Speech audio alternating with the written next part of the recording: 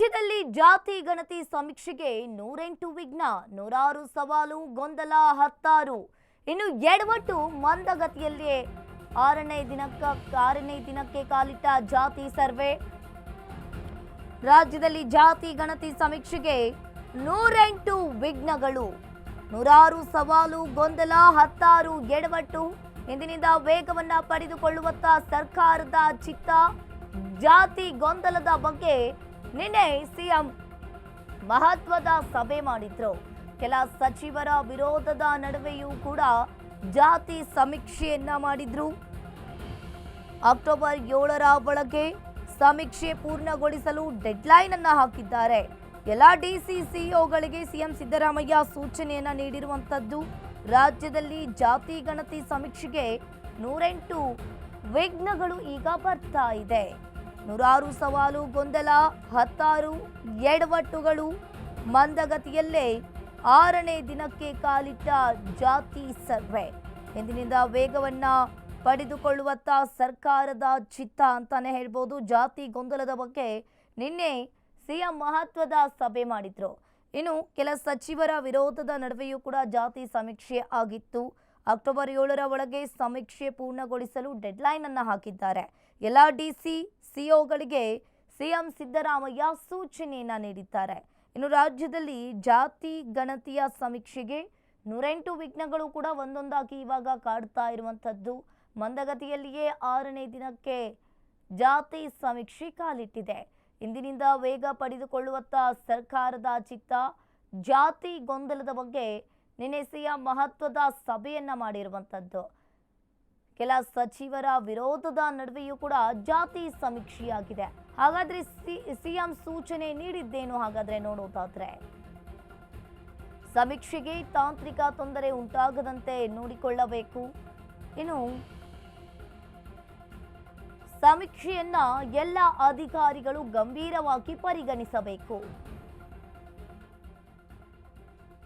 ಒಟ್ಟು ಇನ್ನು ಸಮೀಕ್ಷೆಯನ್ನ ಕ್ರಮಬದ್ಧವಾಗಿ ಮಾಡಬೇಕು. ಸಿಬ್ಬಂದಿ ಒತ್ತಡದಲ್ಲೇ ಕೆಲಸ ಮಾಡೋ ಅನಿವಾರ್ಯತೆ.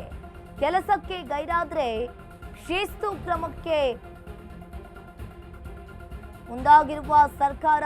ಇನ್ನು ಸರ್ವೆಗೆ ನಿರ್ಲಕ್ಷ್ಯ ವಹಿಸುವ ಗಣತಿದಾರ ಮೇಲೆ ಕಠಿಣ ಕ್ರಮ ತೆಗೆದುಕೊಳ್ಳಲಾಗುತ್ತೆ. ಪ್ರತಿದಿನವೂ ಕೂಡ ಜಿಲ್ಲಾವಾರು ಕನಿಷ್ಠ 10% ಗೊಂದಲ ಇಕ್ಕಟ್ಟಿನ ನಡುವೆ ಸರ್ವೆ ಪೂರ್ಣಗೊಳ್ಳುತ್ತಾ. ಹಾಗಾದ್ರೆ ಸಿಬ್ಬಂದಿಗಳು ಒತ್ತಡದಲ್ಲಿಗೆ ಕೆಲಸ ಮಾಡೋ ಅನಿವಾರ್ಯತೆ ಇದೆಯಾ? ಇನ್ನು ಸಿಬ್ಬಂದಿ ಒತ್ತಡದಲ್ಲೇ ಕೆಲಸ ಮಾಡೋ ಅನಿವಾರ್ಯತೆ ಇದೆಯಾ? ಕೆಲಸಕ್ಕೆ ಗೈರಾದ್ರೆ ಶಿಸ್ತು ಕ್ರಮಕ್ಕೆ ಮುಂದಾಗಿರುವ ಸರ್ಕಾರ. 1,43,81,702 ಕುಟುಂಬಗಳ ಸರ್ವೆ ಪೂರ್ಣಗೊಳಿಸಲು ಈಗ ಟಾರ್ಗೆಟ್ ಮಾಡಲಾಗಿದೆ. ಇನ್ನು ಪ್ರತಿದಿನ ಜಿಲ್ಲಾವಾರು ಕನಿಷ್ಠ 10% ಸಮೀಕ್ಷೆ ಗುರಿಯನ್ನು ಹೊಂದಿರುವಂಥದ್ದು. ಗೊಂದಲ ಇಕ್ಕಟ್ಟಿನ ನಡುವೆ ಸರ್ವೆ ಹಾಗಾದ್ರೆ ಪೂರ್ಣಗೊಳ್ಳುತ್ತಾ ಅನ್ನೋದು ಈಗ ಪ್ರಶ್ನೆ ಎದ್ದಿರುವಂಥದ್ದು. ಹಾಗಾದ್ರೆ ಇಲ್ಲಿ ಸಿಎಂ ಸೂಚನೆ ನೀಡಿದ್ದೇನು ಹಾಗಾದ್ರೆ ಒಂದೊಂದಾಗಿ ನೋಡೋದಾದ್ರೆ, ಡಿಸಿ ಜಿಲ್ಲಾ ಪಂಚಾಯತ್ ಸಿಒಗಳು ಪ್ರತಿದಿನವೂ ಕೂಡ ಪರಿಶೀಲನೆಯನ್ನ ಮಾಡಬೇಕು. ಅದೇ ರೀತಿಯಾಗಿ ಸಮೀಕ್ಷೆ ಕಾರ್ಯ ಚುರುಕುಗೊಳಿಸಲು ಜಿಲ್ಲಾಧಿಕಾರಿಗಳಿಗೆ ಸೂಚನೆಯನ್ನ ನೀಡಬೇಕಾಗುತ್ತೆ. ಇನ್ನು ಸಮೀಕ್ಷೆಗೆ ತಾಂತ್ರಿಕ ತೊಂದರೆ ಉಂಟಾಗದಂತೆ ನೋಡಿಕೊಳ್ಳಬೇಕು. ಸಮೀಕ್ಷೆಯನ್ನ ಎಲ್ಲ ಅಧಿಕಾರಿಗಳು ಗಂಭೀರವಾಗಿ ಪರಿಗಣಿಸಬೇಕಾಗುತ್ತೆ. ಇನ್ನು ಒಟ್ಟು 1,43,81,702 ಕುಟುಂಬಗಳ ಸಮೀಕ್ಷೆ ಕಾರ್ಯ ಪೂರ್ಣಗೊಳಿಸಬೇಕು. ಸಮೀಕ್ಷೆ ಕಾರ್ಯಕ್ಕೆ ಒಟ್ಟು 1,20,728 ಗಣತಿದಾರರನ್ನ ನಿಯೋಜನೆ ಮಾಡಿದ್ದಾರೆ. ಅಕ್ಟೋಬರ್ 7ರ ಒಳಗೆ ಕಾರ್ಯ ಪೂರ್ಣಗೊಳಿಸುವಂತೆ ಸಿಎಂ ಸಿದ್ದರಾಮಯ್ಯನವರು ಸೂಚನೆಯನ್ನ ನೀಡಿದ್ದಾರೆ. ಇನ್ನು ಯಾವುದೇ ಶಿಕ್ಷಕರು ಕೂಡ ಗಣತಿ ಕಾರ್ಯಕ್ಕೆ ಅಸಹಕಾರವನ್ನ ತೋರಿಸಬಾರದು. ಇನ್ನು ಈ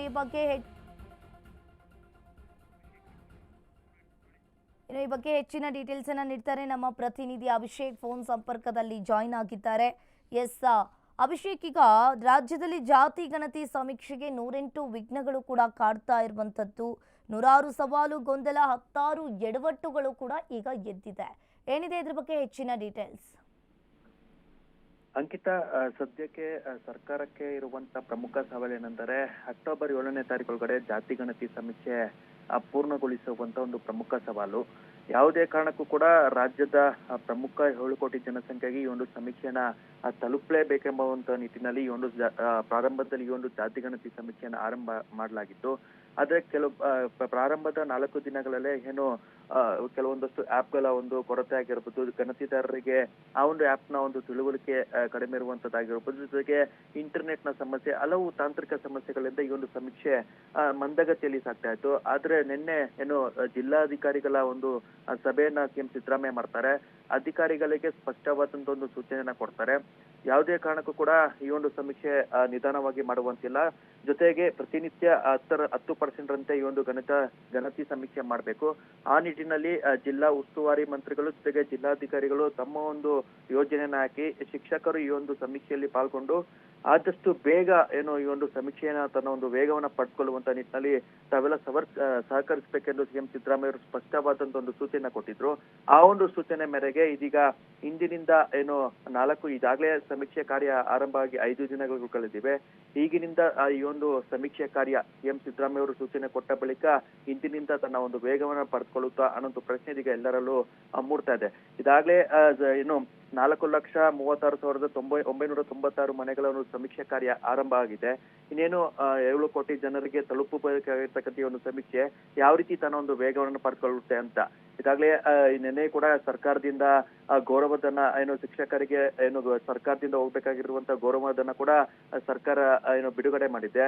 ಈಗ ಮುಂದುವರಿದ ಭಾಗವಾಗಿ ಯಾವೆಲ್ಲ ಒಂದು ತಾಂತ್ರಿಕ ಸಮಸ್ಯೆಗಳು ಶಿಕ್ಷಕರಿಗೆ ಮತ್ತು ಸಿಬ್ಬಂದಿಗಳಿಗೆ ಕಾಡ್ತಾ ಇತ್ತು ಅದನ್ನ ಸರಿದೂಗಿಸಿಕೊಂಡು ಸಮೀಕ್ಷೆ ಕಾರ್ಯದಲ್ಲಿ ಪಾಲ್ಗೊಳ್ತಾರ, ಪ್ರತಿ ಮನೆಗಳಿಗೂ ಹೋಗಿ ವೈಜ್ಞಾನಿಕವಾಗಿ ಸಮೀಕ್ಷೆನ ಮಾಹಿತಿಯನ್ನ ಕಲೆ ಹಾಕ್ತಾರ ಅನ್ನೋದು ಕೂಡ ಇದೀಗ ಪ್ರಶ್ನೆಗೆ ಉತ್ತರ ಸಿಗಬೇಕಾಗಿದೆ.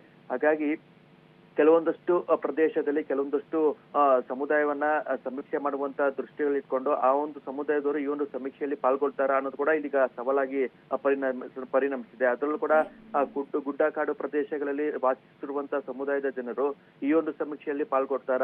ಇದಾಗಲೇ ಸರ್ಕಾರ ಕೂಡ ಬಹಳ ಸ್ಪಷ್ಟವಾಗಿ ಸೂಚನೆ ಕೊಟ್ಟಿದೆ. ಗುಡ್ಡಗಾಡು ಪ್ರದೇಶದಲ್ಲಿ ವಾಸಿಸುವಂತಹ ಜನರು ಏನಿದ್ದಾರೆ ಅವರು ಸಮೀಪದ ಶಾಲೆ ಅಥವಾ ಕಾಲೇಜಿಗೆ ಬಂದು ತಾವೇ ಖುದ್ದಾಗಿ ಏನು ಸಮೀಕ್ಷೆಯಲ್ಲಿ ಪಾಲ್ಗೊಳ್ಬೇಕಂತ ಸರ್ಕಾರ ಹೇಳ್ತಿದೆ. ಆದ್ರೆ ಆ ಒಂದು ಗುಡ್ಡಗಾಡದಲ್ಲಿ ಪ್ರದೇಶದಲ್ಲಿ ವಾಸಿಸುವಂತ ಜನರು ಈ ಒಂದು ಸಮೀಕ್ಷೆಗೆ ಪಾಲ್ಗೊಳ್ತಾರ ಅನ್ನೋದು ಕೂಡ ಇದೀಗ ಸದ್ಯಕ್ಕೆ ಉಳಿದಿರುವಂತ ಪ್ರಶ್ನೆ. ಹಾಗಾಗಿ ಎಲ್ಲವನ್ನ ಸರಿದೂಗಿಸಿಕೊಂಡು ಇಂದಿನಿಂದ ತನ್ನ ಒಂದು ವೇಗವನ್ನ ಪಡ್ಕೊಳ್ಳುತ್ತಾ ಜಾತಿ ಗಣತಿ ಸಮೀಕ್ಷೆ ಅನ್ನೋದು ಕೂಡ ಸದ್ಯಕ್ಕೆ ಉಳಿದಿರುವಂತ ಪ್ರಶ್ನೆ. ಅಂಕಿತಾ, ಥ್ಯಾಂಕ್ ಯು ಅಭಿಷೇಕ್ ನಿಮ್ಮೆಲ್ಲ ಮಾಹಿತಿಗೆ.